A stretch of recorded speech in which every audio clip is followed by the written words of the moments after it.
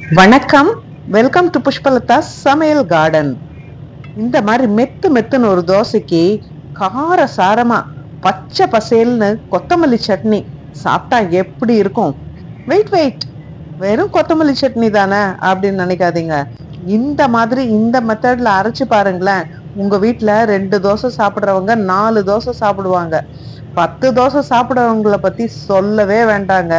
பொதுவா எல்லாரும் கொத்தமல்லி சட்னினா கொத்தமல்லிய வதக்கி அரைப்பாங்க. வதக்கி அரைக்கும் போது நம்ம பாதி சத்துக்கள் போயிடும். இந்த மாதிரி பச்சை பசேல்னு அரைச்சு கொடுத்தீங்கன்னா ஆன்டி ஆக்சிடென்ட்ஸ் அப்படியே இருக்குங்க. சரி சரி, நம்ம ஹெல்த் பெனிஃபிட்ஸ் எல்லாம் அப்புறம் பேசிக்கலாம். முதல்ல இந்த கொத்தமல்லி சட்னி எப்படி செய்யறதுன்னு சொல்றேன். அதுக்கப்புறமா நீங்க உங்க வீட்டுல செஞ்சு பாருங்க. எப்ப பார்த்தாலும் இதைத்தான் கேட்பாங்க. நல்ல ஃப்ரெஷ்ஷா இருக்கிற கொத்தமல்லிய நல்லா கிளீன் பண்ணிட்டு முத்தலான தண்டெல்லாம் எடுத்துடணுங்க. நான் போட்டிருக்கிறதெல்லாம் எலசான தண்டு தான். இந்த மாதிரி எலசான தண்டு எல்லாமும் சேர்த்துக்கலாம். எல்லாத்தையும் நல்லா ஒரு 3-4 வாட்டி நல்லா வாஷ் பண்ணி அந்த தண்ணி எல்லாம் கொஞ்சம் வடிய விட்டு எடுத்து வச்சுக்கணுங்க. இப்ப நான் எடுத்திருக்கிறது 1 கட்டு கொத்தமல்லி. அதுக்கு 3 பச்சை மிளகாய் எடுத்திருக்கேங்க. மிக்சி ஜார்ல ஒரு சின்ன துண்டு இஞ்சிய சின்ன சின்ன துண்டா நறுக்கி போட்டுக்கிறேன். பூண்டு சேர்க்கணும்னு நினைச்சீங்கன்னா ஒரு பல்லு பூண்டு சேர்த்துக்கலாம். நான் இப்போ பூண்டு இல்லாம தான் அரைக்கிறேன். இந்த 3 பச்சை மிளகாயும் போட்டுக்கிறேன். இந்த கொட்டை பாக்க அளவுக்கு புளிங்க. இந்த புளிய அதுல இருக்கிற அந்த தோல் நாறு எல்லாத்தையும் நீக்கிட்டு நல்லா வாஷ் பண்ணிட்டு வச்சிருக்கேன். அதை இதுக்குள்ள போட்டுக்கலாம். அப்புறம் தேவையான அளவுக்கு உப்பு. நாம் போடுற உப்புனுடைய அளவை பார்த்துக்கங்க. இப்போ மிக்சி ஜாரை மிக்சியில வச்சுட்டேன். இப்போ நான் அந்த கொத்தமல்லியை கொஞ்சம் போட்டுக்கிறேன். ஒரு கைப்பிடி அளவுக்கு கொத்தமல்லியை அதுல போட்டுக்கலாம். எவ்வளோ கொள்ளுதோ அவ்வளோ போட்டுக்கலாம். ரொம்ப அடைச்சானா அரையாது. இந்த சட்னிக்கு தண்ணி சேர்க்காம அரைக்கணும். கொத்தமல்லியிலேயே தண்ணி இருக்கும், அதுவே போதும். இதை மூடி ஒரு 2-3 செகண்ட் ஓட விடலாம். ஓட விட்டதுக்கு அப்புறம் பாத்தீங்கன்னா இந்த மாதிரி அரைஞ்சிருக்கும். இதுக்கு மேல கொத்தமல்லிய ஜார் எந்த அளவுக்கு பிடிக்குதோ அந்த அளவுக்கு கழுவி வச்சிருக்கிற கொத்தமல்லிய போட்டுக்கலாம். இந்த மாதிரி போட்டுட்டு ஒரு சுத்துனானா கொத்தமல்லி அரைப்பட்டுடும். அப்புறம் மறுபடியும் அந்த மேல இருக்கிற கேப்புக்கு மறுபடியும் கொத்தமல்லி சேர்த்துக்கலாம். இந்த மாதிரியே அரைக்கணும். அரைச்சு முடிச்சுட்டோம் பாருங்க. 3 ஜார் அளவுக்கு எனக்கு கொத்தமல்லி இருந்தது. அரைச்சா 1/4 ஜார் தான் வந்திருக்கு. நல்ல கொத்தமல்லி எப்பவுமே அரைச்சா அப்படியே கொஞ்சமா சுண்டி போயிடும்.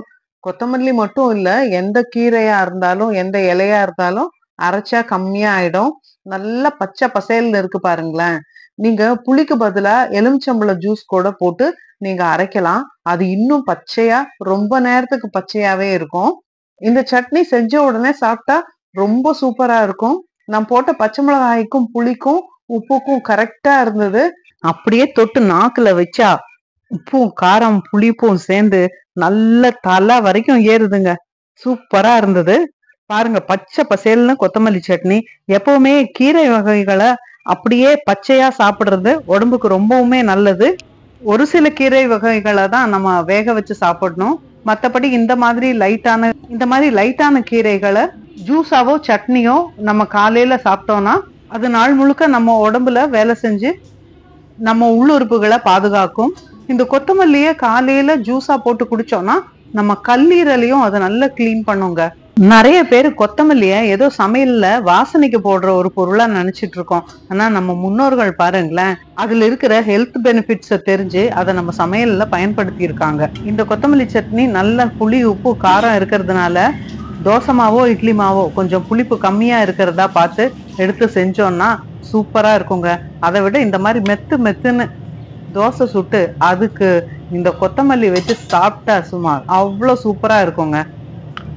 இந்த சட்னிய இட்லி தோசைக்கு மட்டும் இல்லைங்க, சமோசா கட்லெட் இதுக்கெல்லாமும் வச்சுக்கிட்டாலும் ரொம்ப சூப்பரா இருக்கும். நான் இந்த சட்னியை தாளிக்காம தாங்க சாப்பிடுவேன். உங்களுக்கு வேணும்னா இதுல கடுகு உளுத்தம் பருப்பெல்லாம் சேர்த்து தாளிச்சு கொட்டியும் நீங்க பரிமாறலாம். இந்த சட்னி யாரெல்லாம் அரைச்சு சாப்பிட்டுருக்கீங்க அப்படிங்கிறத கமெண்ட்ல சொல்லுங்க. இந்த சட்னி இது வரைக்கும் நீங்க செஞ்சு சாப்பிடலன்னா செஞ்சு சாப்பிட்டு பார்த்துட்டு சொல்லுங்க. நன்றி, வணக்கம்.